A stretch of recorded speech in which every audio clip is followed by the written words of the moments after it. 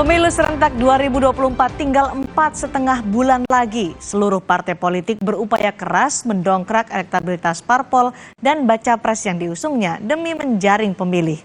Rakernas PDI Perjuangan hari ini juga untuk menyiapkan diri menghadapi pemilu mendatang. Bagaimana elektabilitas PDI Perjuangan dan baca presnya? Survei Litbang Kompas yang dibiayai Harian Kompas pada 27 Juli hingga 7 Agustus 2023 menunjukkan elektabilitas bakal capres dalam simulasi 3 nama baca pres. Ganjar Pranowo yang diusung PDI Perjuangan dan P3 memiliki elektabilitas 34,1%. Sementara elektabilitas baca pres Prabowo Subianto yang diusung Partai Gerindra, PAN, Golkar, dan Nasdem 31,3%. Sedangkan baca pres Anies Baswedan yang diusung Partai Nasdem, PKB, PKS elektabilitasnya 19,2%. Maksud kami untuk Partai Gerindra adalah Prabowo Subianto adalah Gerindra, PAN, Golkar, dan Demokrat. Sedangkan Anies adalah Nasdem, PKB, dan PKS. Litbang Kompas juga melakukan survei terkait elektabilitas partai politik. Hasilnya elektabilitas PDI Perjuangan 24,4%, Gerindra 18,9%, PKB 7,6%, Golkar 7,2%, dan Demokrat 7%. Kinerja mesin parpol semakin bergerak kencang untuk mendapatkan hasil terbaik di pemilu serentak 2024. Tidak hanya pertarungan bakal capres, kontestasi pemilu 2024 juga pertarungan antar partai politik. Apakah PDI Perjuangan mempertahankan posisi pemenang pemilu di 2024 nanti? Rekan kami, Yasir Nenek Ama, akan membahasnya usai tayangan berikut ini. PDI Perjuangan menggelar rapat kerja nasional keempat. Sejumlah hal masuk agenda, pembekalan para caleg hingga agenda strategis pemenangan Ganjar Pranowo di Pilpres 2024. Ketua Umum PDI Perjuangan Megawati Soekarno Putri banyak bicara soal kedaulatan pangan. Megawati menyebut konsep kedaulatan pangan menjadi hal pokok yang ditawarkan PDI Perjuangan dalam pemilu 2024 dan memenangkan Ganjar Pranowo sebagai presiden. Konsepsi kedaulatan pangan itulah yang ditawarkan PDI Perjuangan dalam pemilu tahun 2024 yang tinggal beberapa bulan lagi. PDI Perjuangan tidak akan pernah menyerah di dalam menjalankan politik kedaulatan pangan tersebut. Itulah komitmen pokok partai pada pemerintahan yang akan datang dengan memenangkan pemilu legislatif dan Bapak Ganjar Pranowo sebagai Presiden Republik Indonesia ke-8. Sanggup! Sanggup! Sanggup! Presiden Joko Widodo menanggapi pidato Ketua Umum PDI Perjuangan Megawati Soekarno Putri soal pangan. Jokowi mengaku telah bisik-bisik ke baca pres Ganjar Pranowo untuk langsung membuat kebijakan kedaulatan pangan jika Ganjar dilantik jadi presiden. Nanti habis dilantik, besoknya langsung masuk ke kedaulatan pangan. Nggak usah lama-lama. Perencanaannya disiapkan sekarang, begitu dilantik besok langsung masuk ke kerja kedaulatan pangan. Sehingga swasembada pangan, ketahanan pangan, kedaulatan pangan itu betul-betul kita miliki.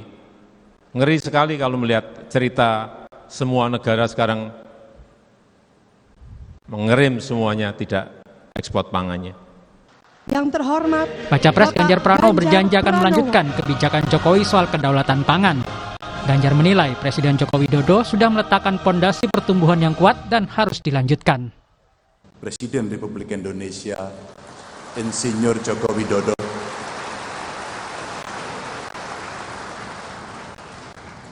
buat saya pribadi beliau adalah mentor yang telah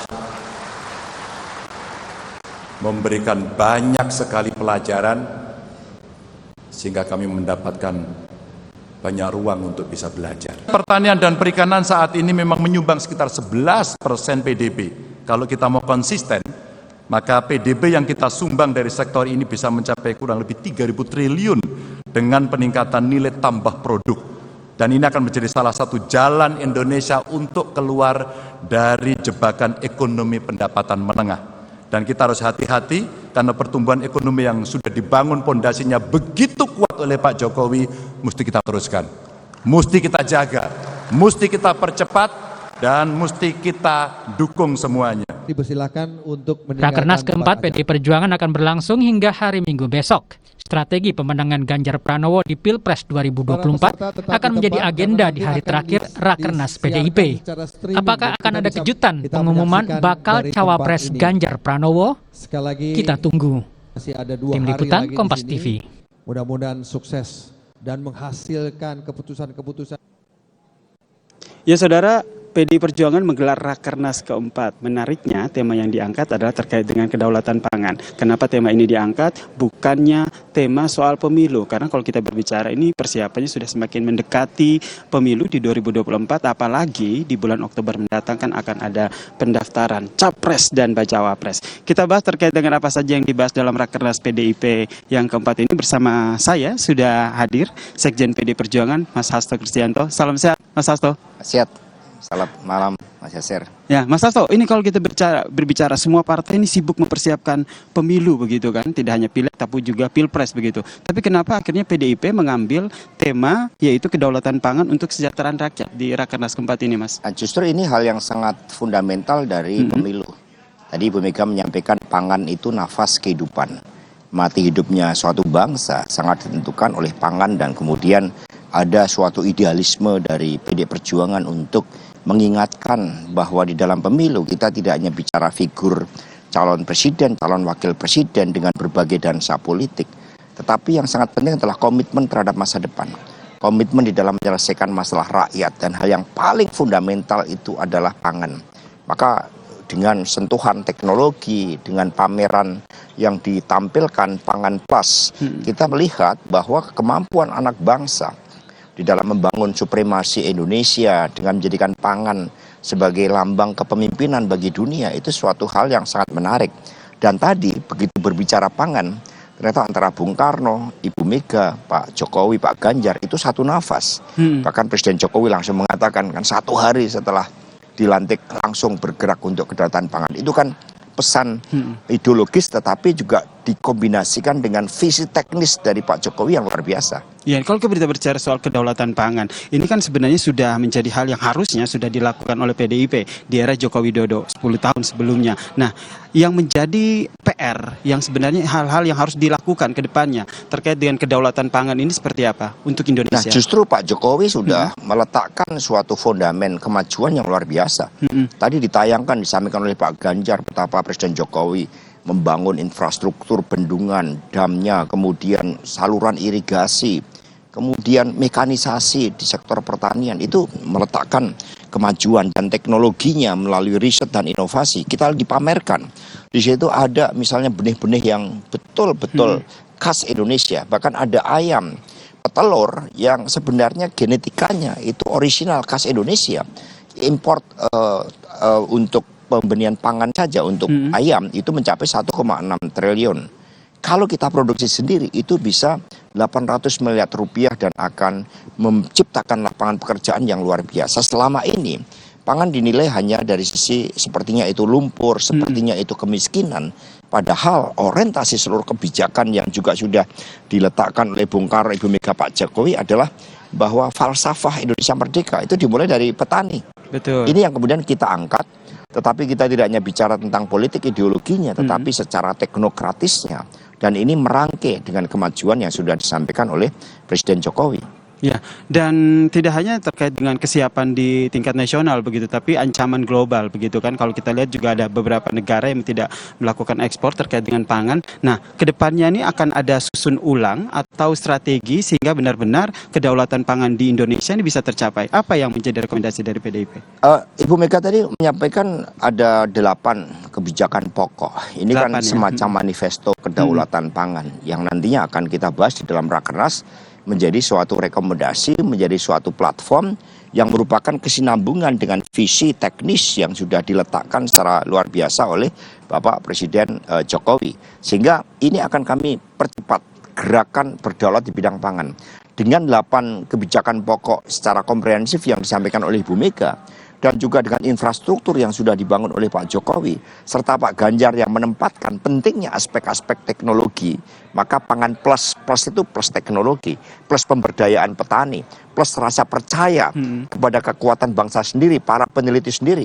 Ini akan menjadi kekuatan yang dahsyat bagi kemajuan Indonesia kita. Oke, nah menarik apa yang disampaikan oleh Mas Hasto, pemberdayaan dari petani. Ini masih menjadi isu yang selalu diperbincangkan, kesejahteraan petani yang masih kurang begitu di Indonesia. Nah, langkah konkret apa sih sebenarnya yang harus dilakukan yang menjadi mungkin sebagai sebuah saran ataupun rencana dari PDI Perjuangan sendiri sehingga kedepannya memang kesejahteraan petani ini menjadi salah satu hal yang utama untuk menciptakan kedaulatan pangan di Indonesia. Sebelumnya kan tarik-menarik kepentingan.